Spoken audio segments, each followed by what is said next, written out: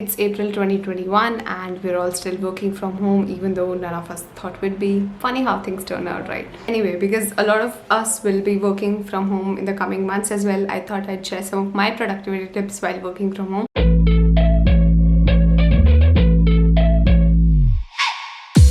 I'm not new to the whole work from home thing and I've been doing so for the past 3 years, and I do have some tips and tricks because I do love being productive and getting all the work done so that I can Netflix in the evenings. Don't judge. Without wasting any time, here are my top 10 productivity tips for you.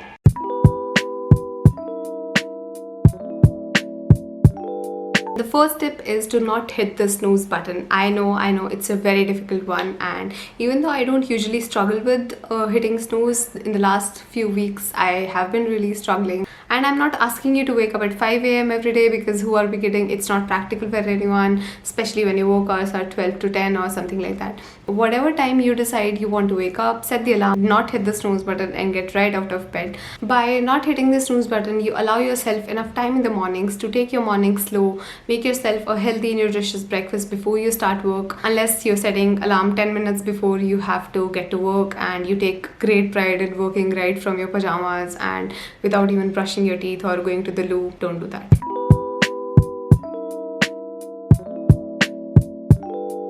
My next tip is to not check your phone in the mornings, because when we wake up, our mind is already quite stimulated from the fact that we've woken up and we're taking in the surroundings. And the last thing you need is checking your phone and checking the notifications that you get on your phone, because it stimulates your brain to things that are not important and it doesn't give you time to gather your thoughts and plan your day. And also because in a way, while you're checking your phone or scrolling through social media, you're consciously or subconsciously starting your day by comparing your life to someone else's, and that's a pretty shitty way to start the day. No phone in the mornings. Repeat after me.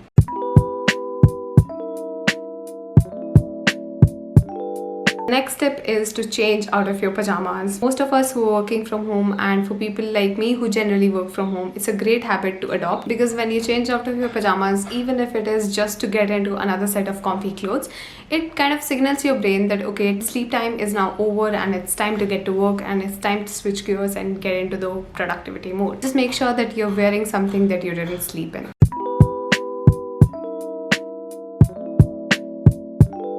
The next tip is to have a healthy, nutritious meal. Feeding our bodies the right food is so important for it to function properly. And taking time out in the mornings to make yourself a healthy, nutritious breakfast will go a long way. And it doesn't have to take that long to make a nutritious breakfast. Just make some eggs, make oatmeal, all these things, they do not take that long to make, and they're quite nutritious for you and are such a healthy way to start. And if you find yourself pressed for time in the mornings, I do have a blog post link down below that has 5 really healthy and nutritious breakfast ideas that do not take that long to make. Do check it out.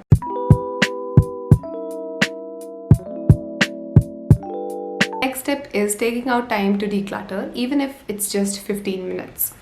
Clean and organized surroundings will make it easier for you to focus on your work, and you'll not constantly be thinking about the dishes in your sink that you need to wash or how you really need to clean your desk. Also, taking out this time will be like getting ready and driving to work, which allows our mind to take some time to get ready before you actually have to get to work.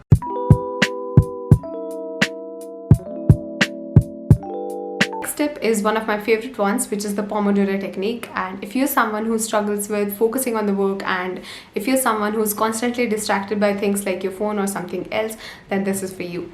So what Pomodoro technique suggests is that you set a timer for 25 minutes and you get to work. And when that timer is over, you take a 5-minute break. And after your 5-minute break, you repeat the process again. And after 4 such cycles, meaning when you've worked for 2 hours, you take a bigger break, which is usually 30 minutes or so. I usually take that break to make myself lunch or to make myself tea. Trust me, you've got to try this, because 25 minutes doesn't seem like a big amount of time, and you'll feel like, okay, it's just 25 minutes, but you'll be surprised, and it's amazing how much work you can get done in 25 minutes when you're not constantly distracted by things.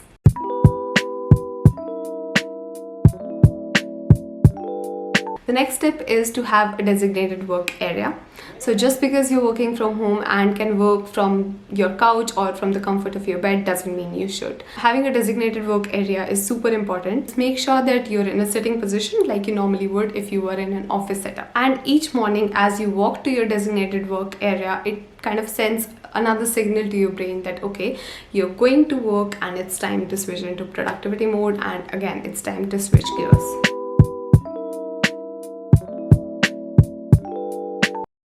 The next tip is to create boundaries. Just because you're working from home doesn't mean that you're free to be disturbed every 5 minutes. So when you and your partner both are working from home and are essentially working from the same space, it becomes even more important. So it's important to create these boundaries and to communicate them very clearly so that you are not disturbing your partner whenever you have a break and they're not disturbing you whenever they have a break from their work. So it's important you discuss all these things properly and you tell them that okay, you have a meeting at this time and you're going to work for so long and then you'll have a break, and you can maybe sync your breaks together to have some quality time as well.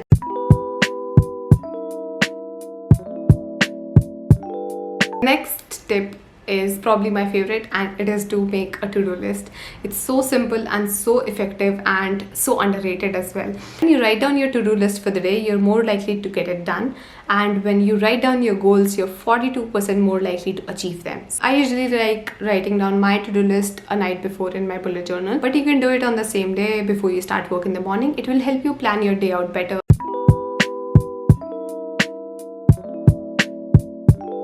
Last tip is to have a defined work day.